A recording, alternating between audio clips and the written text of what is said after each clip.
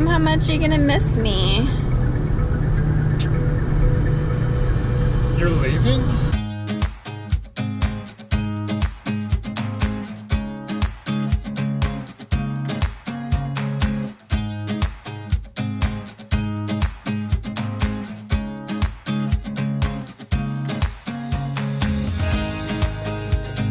Hey, baby.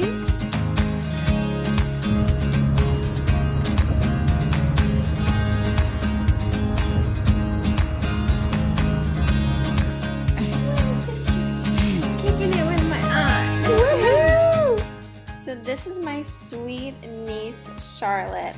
I just had the opportunity to go down and stay with her for a full week and get the full-on what my life would be like as a stay-at-home mom, and I loved every second of it. She is so beautiful, she's funny, she's outgoing, and it was so great bonding with her and getting to know her more. But it was exhausting, and it was definitely an eye-opening experience. But look how cute she is. How can you not just wake up and be so grateful every day? The past few days I've been keeping what I've been eating very, very basic, very simple, but it's all going well, so I'm going to try and make some recipes the next 3 nights.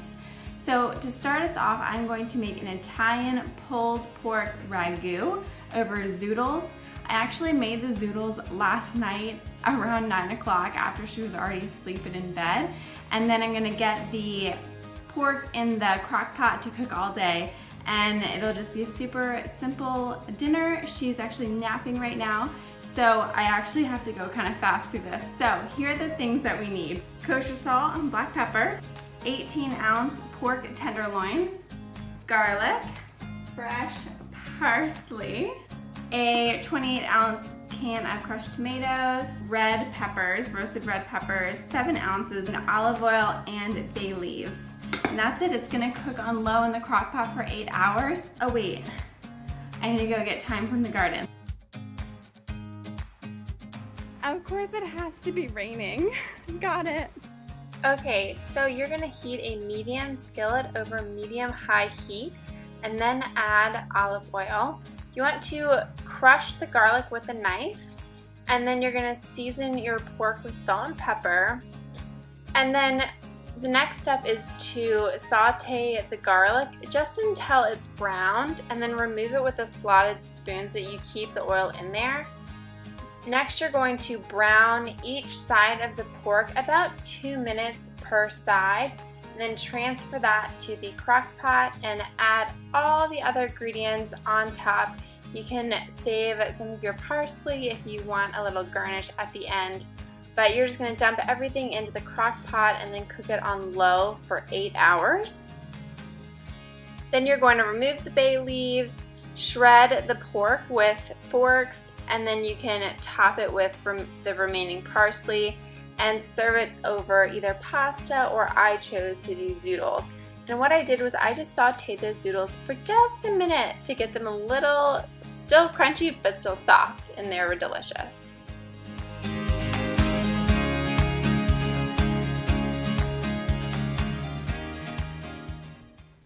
Moving on to the second meal, we are going to have a chicken pesto bake. Now I went ahead and made my own pesto, which I will leave the recipe below. But if you want to make this super quick and easy, just use store-bought pesto. It's not going to be as low calorie, but that's okay if you're like really short on time. But all you're going to do is take your chicken breasts, wash them, and pat them dry. And then you're going to take a knife and slice them in half as evenly as possible. Some of mine were definitely thicker on half of it than the other half, but just try and make them as even as possible. And if not, take note of that in your cooking time. You might need to leave some of them in longer than others. But you want to preheat your oven to 400 degrees, take a baking pan, line it with tin foil or parchment paper for easy cleanup, and then just spread a teaspoon of the pesto over top. And I like to kind of spread it out so you don't just have one big clump of pesto. And then you're going to bake that at 400 degrees for 15 minutes. Take it out of the oven, and then top it with tomato slices and a little bit of cheese. I did about 2 tomato slices per half, and then it's probably like a teaspoon of cheese. And then you're gonna put that back in the oven for 3 to 5 minutes until the cheese is melted. Then I just pair this with a salad. I took a bag of spinach and some, like cabbage, a mixed vegetable bag. I used all the toppings that came in it because I was just going super simple, and the dressing that came with it. But this meal was delicious, and I'm actually using it again for my meal prep video that you'll see on Thursday because it was so good. Meal number 3 is a Thai basil chicken. This is probably the 3rd time that I've made this, and it's just so good. You're just going to do a teaspoon of oyster sauce and a teaspoon of soy sauce. Mix that up. Let the chicken marinate for at least 10 minutes. You're going to heat the oil, add in your serrano chilies and garlic. I took the seeds out and the veins out so it wasn't as hot, but you can leave those in if you like it a little hotter. And then you're just going to stir fry this until it's cooked. And then the last minute, you're going to add in all of your basil and cook it down just like you would spinach. It's so good. We served this over jasmine rice, and then we had broccoli on the side, and it's so delicious. It's perfect, so easy, and I hope you enjoy it.